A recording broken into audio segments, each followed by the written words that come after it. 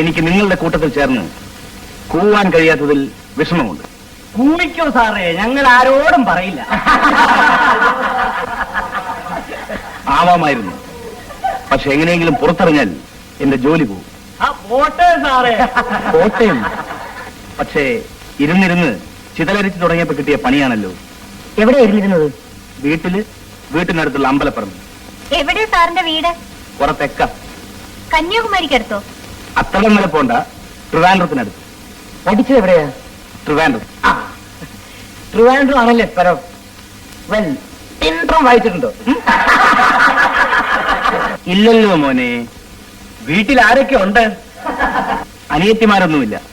ഒരു മൂത്ത ചേച്ചിയുള്ളത് നേരത്തെ കല്യാണം കഴിച്ചും പോയി.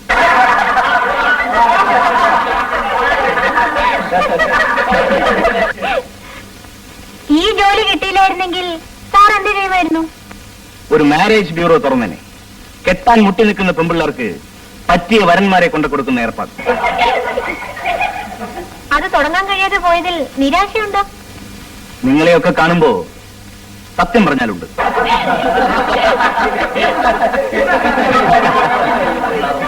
ഓക്കെ, ബാക്കി ഇന്റർവ്യൂ നാളെ. Now we will start our class.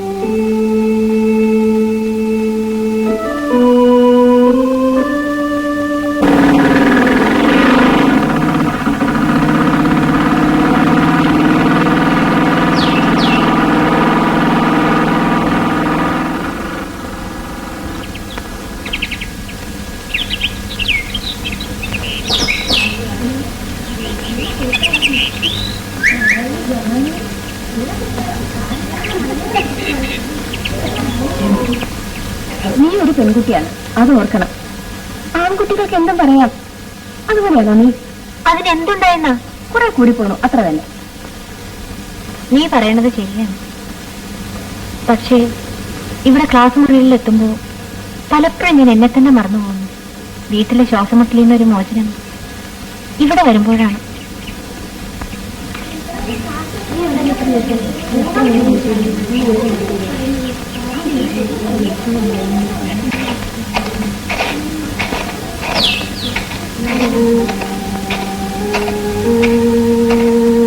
Hello,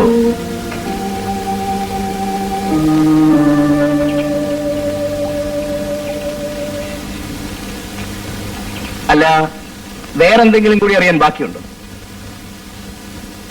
class റൂമിൽ വെച്ച് ചോദിക്കാൻ ബുദ്ധിമുട്ടുള്ള ചോദ്യങ്ങൾ വല്ലതും ഉണ്ടെങ്കിൽ ഇപ്പൊ ചോദിക്കാം. ഒന്നുമില്ലേ? എങ്കിൽ ഞാൻ കുറെ ചോദ്യങ്ങൾ അങ്ങോട്ട് ചോദിക്കട്ടെ. എന്താ പേര്? ശാലിനി. ശാലിനി ഞങ്ങളുടെ നാട്ടിലൊക്കെ വന്നിട്ടുണ്ടോ? വന്നിട്ടില്ല?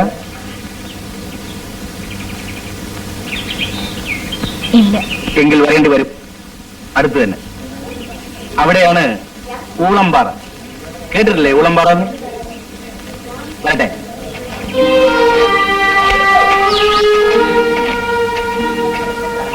എവിടെ പോയി മോളെ എന്നെ നാക്ക്?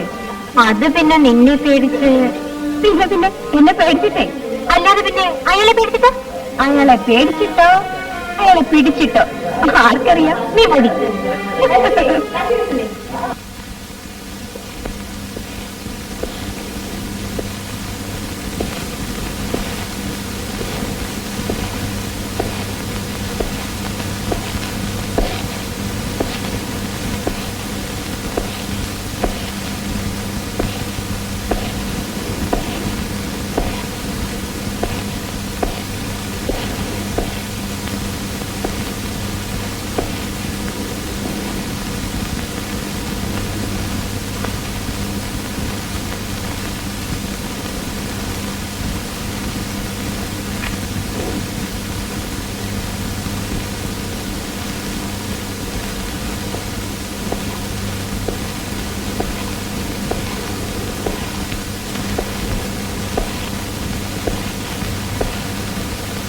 Any problem?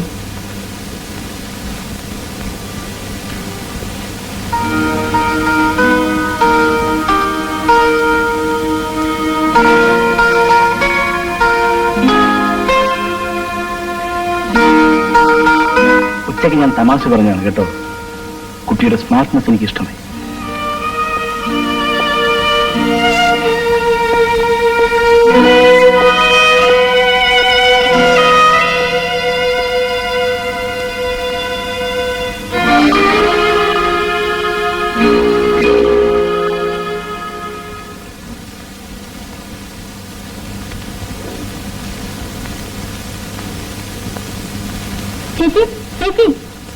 കാണാൻ ഒരാൾ വന്നിരിക്കുന്നു. ആര്? ആരോ ഒരാൾ കടിയും കേട്ടോ. ചേച്ചി പെണ്ണ് കാണാൻ ഒരാള്.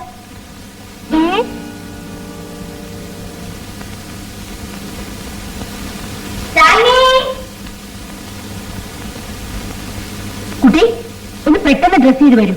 എന്താ ചെറിയമ്മേ? കാര്യമുണ്ട്. അവർക്ക് കാപ്പി കൊണ്ടു കൊടുക്കണം. വേഗം വേഗം.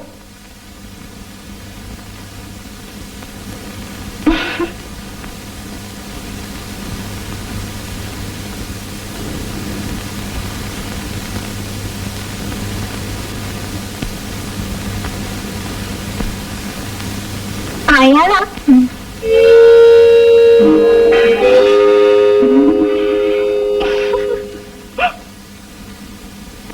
MA പാസ്സായിട്ട് നിൽക്കുകയാണ്.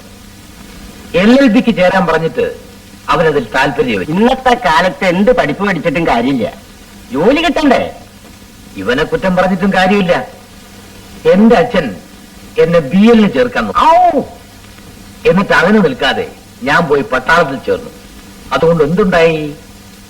ലോകം കണ്ടു, വാർഫീൽഡും കണ്ടു. ആണുങ്ങളായാൽ കുറെയൊക്കെ ലോകപരിചയം വേണം, അതാണ് അത്യാവശ്യം.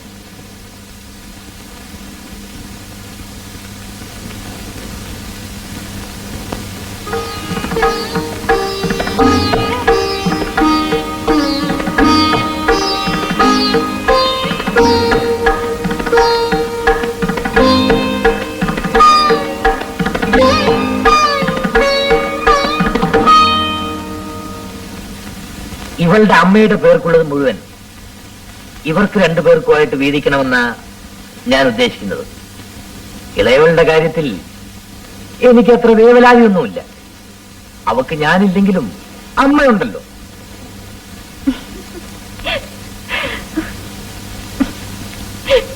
നിനക്ക് തമാശ. പിന്നെ ഞാൻ എന്താ വേണ്ടത്? നെഞ്ചു തട്ടി നിലവിളിക്കണോ? വേണ്ട, ചിരിച്ചോണ്ടിരുന്നു. അളിയന്റെ കാര്യത്തിൽ താലി കിട്ടി ഞാൻ കൊണ്ടുപോകും. പോകുമ്പോ അയാളെ ഞാൻ കൊല്ലും. പ്രഭ എവിടെ നിൽക്കുകയാണോ? അവരൊക്കെ ഇറങ്ങാൻ തുടങ്ങുന്നു. ഞാൻ എന്താ വേണ്ടത്? ഇറങ്ങണ്ടെന്ന് പറയണോ? എന്തോ അപ്പുറത്ത് അന്വേഷിക്കുന്നത് കേട്ടു, അതാ പറഞ്ഞത്.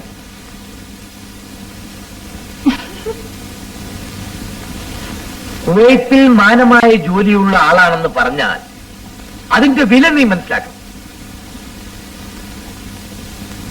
ഇത് നടന്നാൽ അതുകൊണ്ട് നിനക്കും മെച്ചമുണ്ട്. ഒന്നുമില്ലെങ്കിലും പിന്നെ ആ കോശി വക്കീലിന്റെ പുറകെ നടക്കണ്ടല്ലോ. ഓ, രണ്ടു മക്കളുടെയും ഭാരം കൂടി ഒറ്റയടിക്കങ്ങ് ഒഴിവാക്കാമല്ലോ, അല്ലേ? എന്താ പ്രഭ ഇങ്ങനെയൊക്കെ പറയുന്നത്?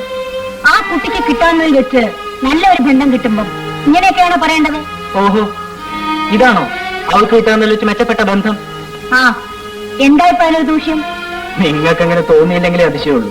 ബന്ധം അവൾക്ക് പറ്റിയതാണോ അല്ലയോ എന്നൊക്കെ തിരക്കിയിട്ട് തന്നെയാണ് ഞാൻ ആ പയ്യനോട് കൂട്ട് വരാൻ പറഞ്ഞത്. അല്പം സൗന്ദര്യം കുറവായിരിക്കും, പക്ഷേ എന്റെ അറിവും ലോകപരിചയം വെച്ച് നോക്കുമ്പോ ഇതെന്റെ മോൾക്ക് പറ്റിയ ബന്ധം തന്നെയാണ്. അച്ഛനെ മനുഷ്യനെ ഇഷ്ടപ്പെട്ടിരിക്കാം. ഇഷ്ടപ്പെട്ടിരിക്കാമെന്നല്ല, ഇഷ്ടപ്പെട്ടുള്ളൂ. പക്ഷെ എന്റെ അനിയത്തിയെ വിവാഹം ചെയ്യില്ല. പയ്യന് സമ്മതമാണെങ്കിൽ ഞാൻ ഈ കല്യാണം നടത്തും. നടക്കില്ല അച്ഛാ, ഞാനുള്ളപ്പോ നടക്കില്ല.